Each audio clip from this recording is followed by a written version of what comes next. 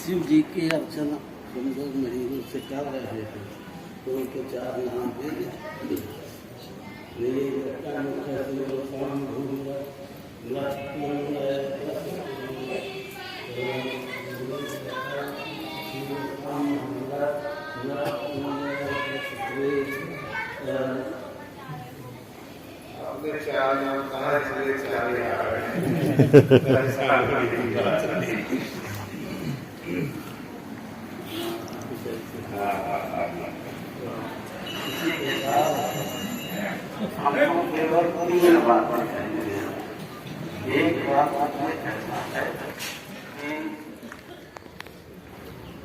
पिछले कई दिनों से मानस का प्रवचन स्वामी के द्वारा पंडित जी के द्वारा संपन्न हुआ। इतना मधुर प्रवचन ऐसा महसूस हो रहा था कि असली आश्रम के जो सिद्ध संत थे स्वामी परशुराम, अद्वैत गोपालाश्रम, स्वामी अनंत गोपालाश्रम और बड़े बाबा ब्रह्म स्वामी, इनका आशीर्वाद हमारे जीवन पर अवश्य था, अवश्य है। जिसकी वजह से कथा बहुत ही सुंदर हम लोगों ने सुनी। स्वामी जी का प्रभाव था, स्वामी अद्वैत गोपालाश्रम ने प्रभावशाली कथा कही।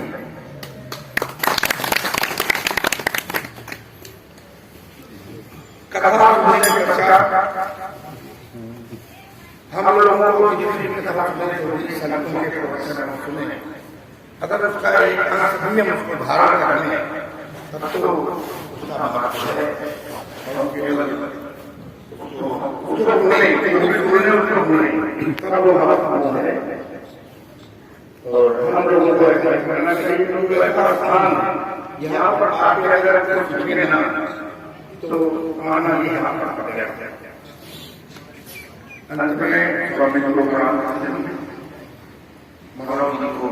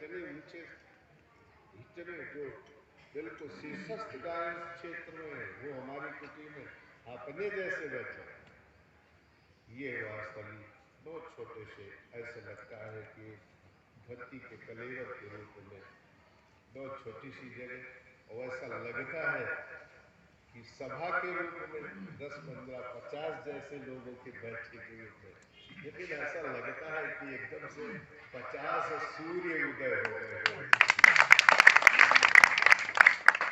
वही व्यक्तित्व यहाँ बैठे जो जीवन जिए,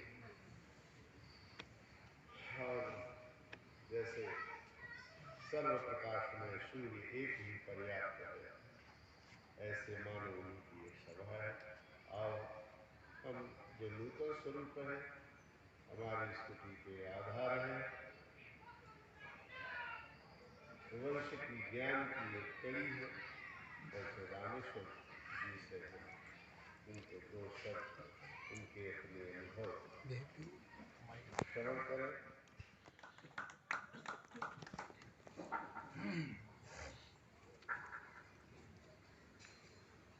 यह सेवा श्रावणी पूर्णिमा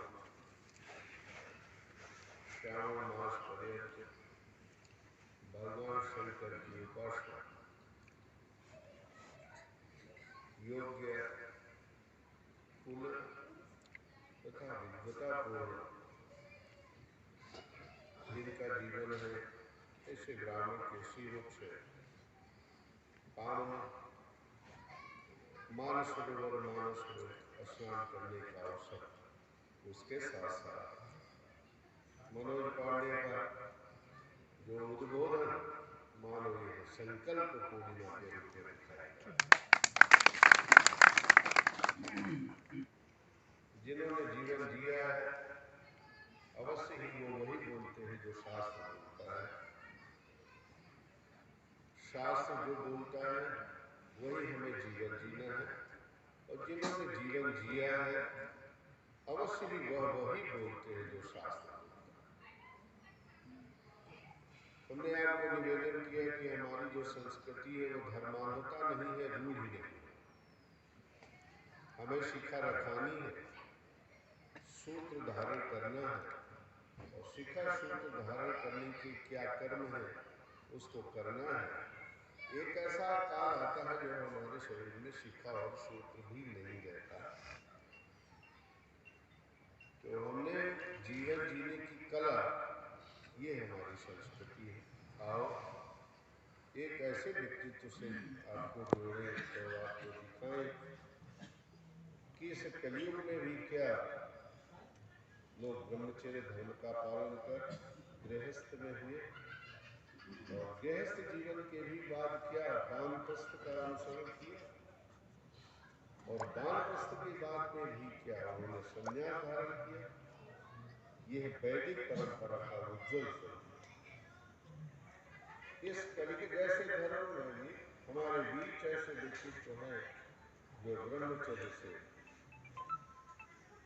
गृहस्थ और वानप्रस्थ का उल्लंघन करके सीधे संन्यास धारण करते हैं। और ये उदाहरण हमारी कृति के, हमारी शासन के। इसीलिए मैंने तो बहुत पुरजोर से एक बात कही है कि निष्कलंक, निष्प्रिय, आदर्शपूर्ण अपनी ये धरती है जो गुरु तीर्थ के ग्रंथ है, सोईठा चौपाई में लिखा हुआ ग्रंथ है। भागवत हृदय से जब स्वात्मानंदेश्वर की वो आई तो हनुमान जी के अभयदाता में जा करके मैंने ये किया कि अगर हनुमान जी इस स्वात्मानंदेश्वर की स्थापना में कोई विघ्न नहीं आएगा तो मैं 108 संगीतमय सुंदर कांड कराऊंगा। तो उस 108 संगीतमय सुंदर कांड का ये नतीजा था कि मुझे पता भी नहीं चला, और ये कैसे संत और हनुमंत के आशीर्वाद से बनता चला। उस ग्रंथ के अंदर जैसे रामचरितमानस में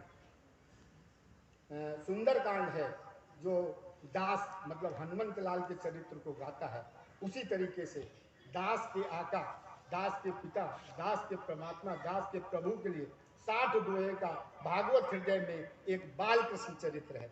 यदि भागवत आप देखें तो कृष्ण के बाल चरित्र का महत्व ही माना जाता है। 97-98 सुंदरकांड में मौन के अंदर मेरे अंदर ये प्रेरणा आई कि 108 के बाद तो दास का चरित्र बंद हो जाएगा, सुंदरकांड बंद हो जाएगा। तो अब ऐसा करो कि भागवत हृदय से बालकृष्ण चरित्र के गान का वो करो। तो उस बालकृष्ण चरित्र के साथ साथ मैंने सुंदरकांड का भी किया, 108 का संकल्प किया है जिसके 20 हो चुके हैं, और 108 अखंड भागवत हृदय का भी किया है जिसके 3 हो चुके हैं। मेरी आप लोगों से प्रार्थना ये है कि भागवत हृदय के पाठ करें और कराएं, और जहाँ भी इस दास का सहयोग हो उसके लिए मैं आपके लिए हाजिर। और ये पूज्य गुरु तीर्थ संतों का हजारों वर्ष से रहा हुआ इस गुरु तीर्थ को साष्टांग प्रणाम करते हुए, और गुरु के प्रति निष्ठा रखने वाले आप समस्त को भी साष्टांग प्रणाम करते हुए, स्वामी जी की प्रेरणा से स्फटिक शिवलिंग की स्थापना की मेरे को प्रेरणा मिली। स्फटिक शिवलिंग के विषय में मैं आपको बताना चाहूँगा कि वैज्ञानिक दृष्टिकोण से स्फटिक शिवलिंग जो है वो सिलिकॉन और ऑक्सीजन के मिश्रण से बना होता है। हजारों वर्ष तक जब बर्फ पर्वतों के नीचे दबी रहती है तो एक अमोनिया नाम की गैस बनती है, जो स्फटिक शिवलिंग को बनाने में कारगर होती है। स्फटिक शिवलिंग की जो स्थापना है वो उसका अधिकार जो शास्त्रों में प्रमाण मिला है, आचार्य वर्ग बैठे हैं, उनमें 4 लोगों को मिला है। पहला, रावण ने कि जो शक्तिशाली शिवलिंग की स्थापना थी, रावण संहिता कहती है उसमें 2 सर्वशक्तिशाली लिंग हैं, एक पारस शिवलिंग और दूसरा स्फटिक शिवलिंग। 84 रत्नों में से सबसे पवित्र रत्न माना जाता है स्फटिक शिवलिंग। स्फटिक शिवलिंग पर चढ़ाया हुआ जल पवित्र हो जाता है। जिस तरीके से गंगा शास्त्रों में कहा गया है कि जब गंगा पृथ्वी पर आ रही थी तो गंगा नदी ने कहा कि मैं वहाँ पापियों के पाप धोऊंगी, तो ऐसी कौन सी क्रिया होगी, कौन सी चीज होगी जो मेरे पापों को धोएगी। तो हमारे पंडित जी बताते हैं कि ये कहा गया कि जब जब संत गंगा में स्नान करेगा तब तब ये गंगा पवित्र होगी। अगर गंगा को पवित्र करने की क्षमता किसी में है तो वो संतों में है। ठीक उसी प्रकार जल को भी स्फटिक शिवलिंग पवित्र करता है। जल के स्फटिक शिवलिंग के अंदर लक्ष्मी जी का वास माना गया है। रावण के बाद जब सृष्टि की रचना हो रही थी तो विश्वकर्मा जी से लक्ष्मी जी ने कहा कि यदि आप मेरा सहयोग चाहते हैं तो आप मुझे बताइए कि मैं शिव के किस स्वरूप की पूजा करूं। तो विश्वकर्मा जी ने जो उनको बना करके शिवलिंग दिया था वो स्फटिक का शिवलिंग था, और उसी स्फटिक के शिवलिंग की जो भी पूजा करता है लक्ष्मी माँ की उसके ऊपर माँ के शिवलिंग की पूजा से पितृदोष का नाश होता है।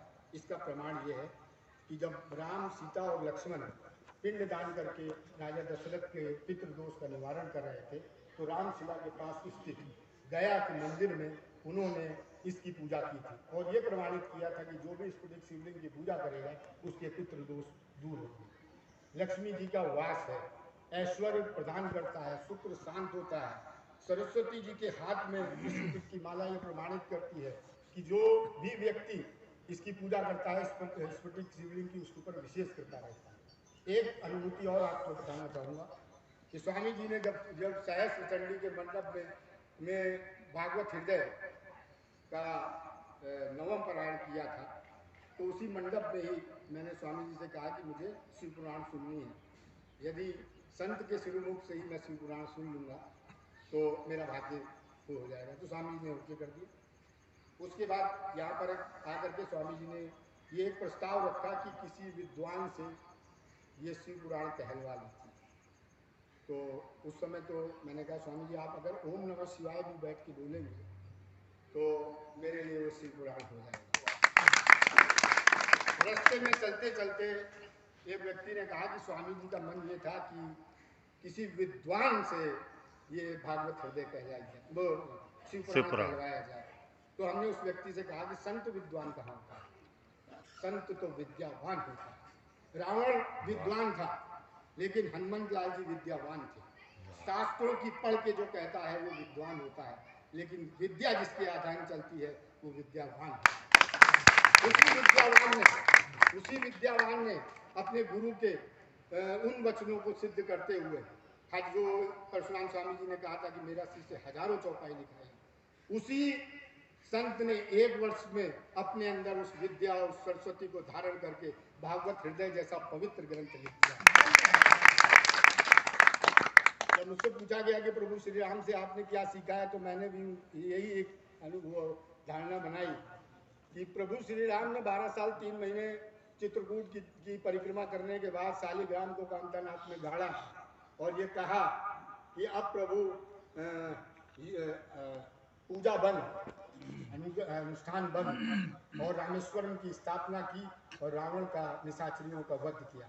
उसी प्रेरणा से मनोज पांडे स्वामी जी की प्रेरणा से स्वात्मानंदेश्वर की स्थापना करने के बाद भागवत हृदय जैसे ग्रंथ को लेकर के निशाचर तो अब बचे नहीं, निशाचरी प्रवृत्तियों का अंत करने के लिए घर घर भागवत हृदय का पाठ